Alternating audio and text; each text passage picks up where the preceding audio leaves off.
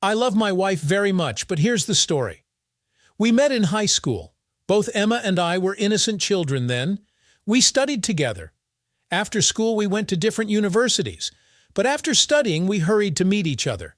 In the third year, we got married, and a year later, we had a son. We have been living together for 12 years. After our son grew up and graduated from junior high school, my wife's parents enrolled their grandson in a fashionable military college, and Emma suddenly turned to religion. I first thought it is her from boredom, but she was seriously involved and more time spent in temples, and even gathered somewhere there in the pilgrimage. Of course she fulfills her marital duty and is always muttering that it is an ungodly thing to do. Needless to say, I was increasingly nervous and even look at the side. From New Year's vacation, my son was released for 10 days, and it was decided that we spent all the Christmas holidays in the country house at my wife's parents'. I had no idea how this Christmas would turn out for me. Grandfather and grandson finally found common interests and spent the whole day going on a ski trip or to a museum or even to a shooting range. Emma was torn between sales and stores and visiting churches as it was Christmas, then morning service, then evening prayer. Anyway, I sat all day in the big house alone with Emma's mom. She didn't like to go shopping because she was overweight and tired of walking. But despite her age and fullness, Isabella was a cheerful woman with a mischievous humor and an eternal smile on her lips. To be honest, in my opinion, Isabella is not fat at all, and perhaps my wife's coolness in the bedroom made my view of other women less biased.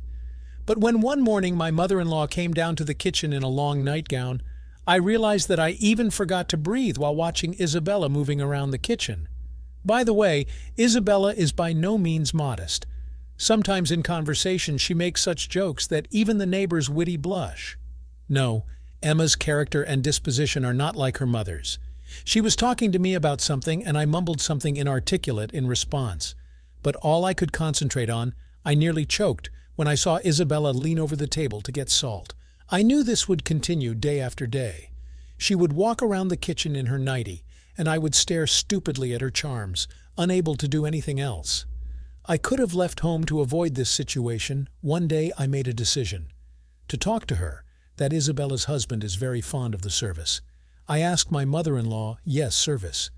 It's his whole life. I decided to turn the conversation in the direction I wanted. I hope he doesn't forget about you. I spend a lot of time alone, but I'm used to it. I would never leave your bed if I were him. She looked up from her plate.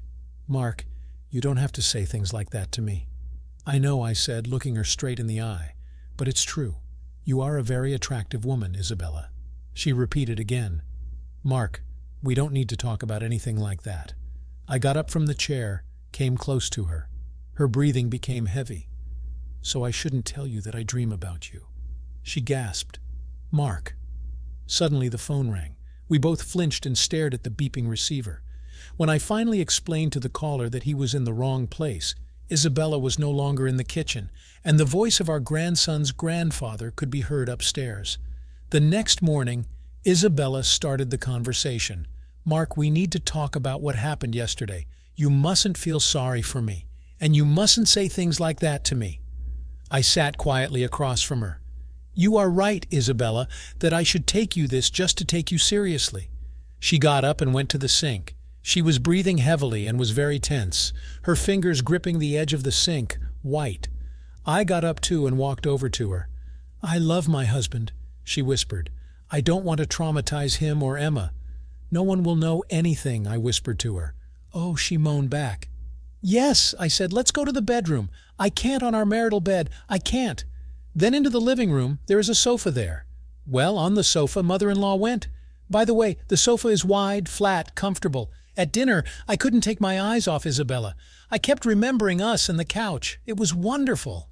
I even volunteered to clear the table just to take my mind off things.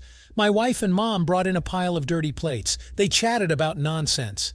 And then my wife picked up the pie and went back to the dining room, while asking Isabella to help me clean up the plates and remembering to grab the ice cream.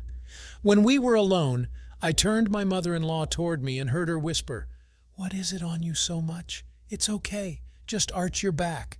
In this time we did without the sofa. My mother-in-law had been glancing at the door to the dining room the whole time. We could hear them laughing at the story the mother-in-law's husband was telling, so we had time. My wife called us in just as we were about to relieve ourselves. For the next few days, my mother-in-law and I took advantage of every free minute we could get alone. We met in the living room on the first floor because all the bedrooms were on the second floor. It was even more exciting than usual because we knew that at any moment we could be caught red-handed. I don't know what will happen in the future, but now I plan to spend our next vacation at my wife's parents' house again. I'll be sure to insist on that.